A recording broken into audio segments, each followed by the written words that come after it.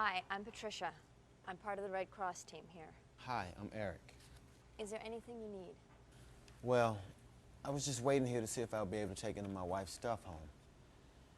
She was killed in a bombing, and it's been a hell of a time trying to get everything straight. There's been so much to cover, so many people to call, and I'm exhausted.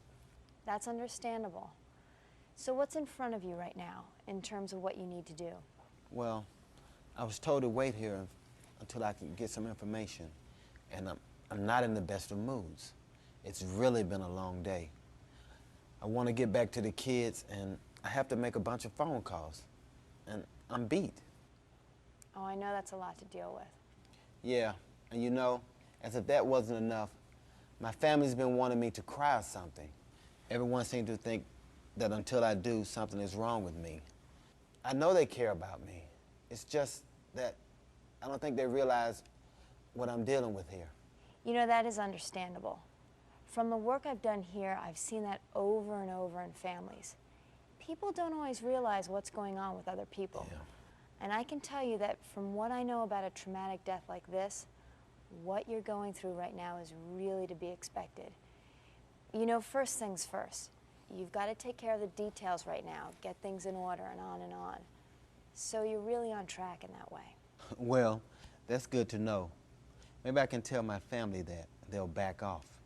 I know I've got to take care of business and all, but just between me and you, in some ways, I've wondered if my family's right.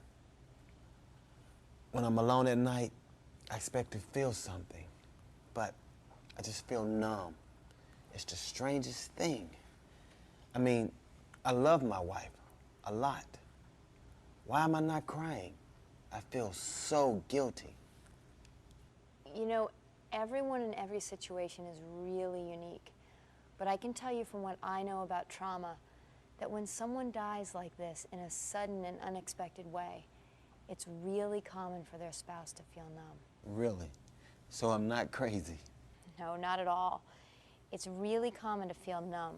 That's what comes first before the grief in a lot of ways. That's so true. It's right. I'm just in shock. It's just too much. I can't believe it half the time. I know. Just remember that you might not cry now. You might not cry at the funeral. You might not cry until much later. The focus on the shock of the death can take over for a while, until it sinks in. It's really common for it to delay or interfere with grieving.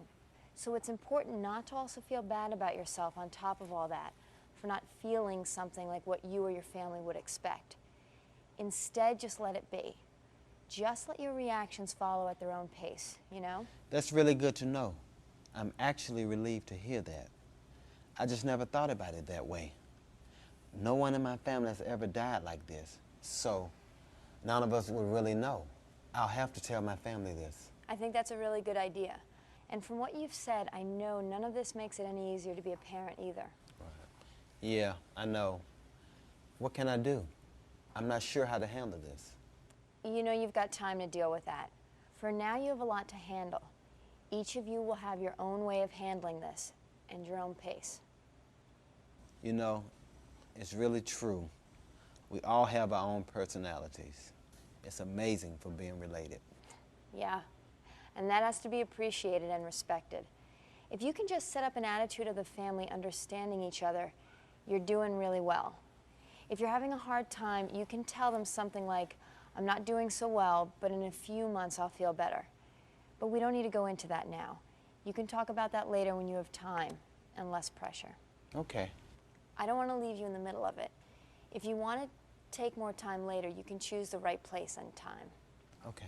I'll be here from 10 until 6 for another 2 weeks.